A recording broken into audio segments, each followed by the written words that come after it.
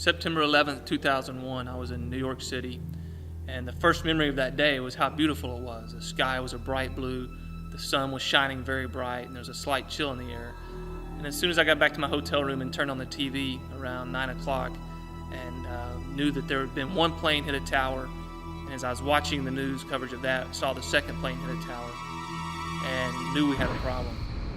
So I walked down to the end of the street to Avenue of the Americas and could see the smoke coming out of the towers, the fire coming out, could hear the first responders going to the scene.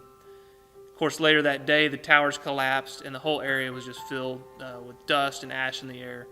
It was an amazing sight. I spent the rest of the week trying to get out of the city, trying to get back to Houston, and came up with the idea to go to Penn Station and get to Philadelphia and try to catch a flight. Everyone else had the same idea I did, and of course Penn Station was a zoo. And while I was in there trying to get my ticket, about 20 firemen came in. They'd been working there. They were somewhere from upstate New York. They had their axe, their saws, whatever tools they could bring with them.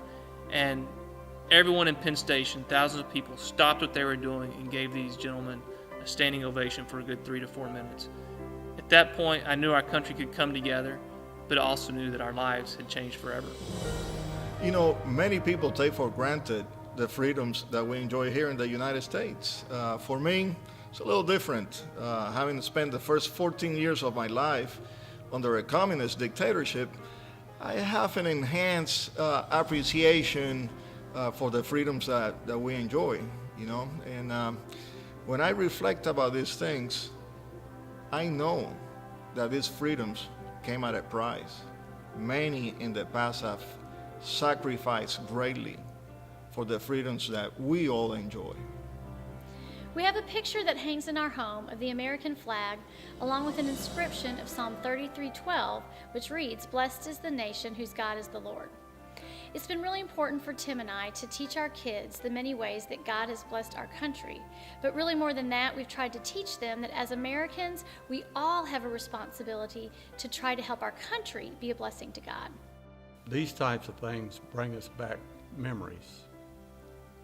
And of course, that's what you're hoping for, a better world, a better place to live in, a better place to bring your kids and grandkids up in. But as the song says, our hope is built on nothing less than Jesus Christ.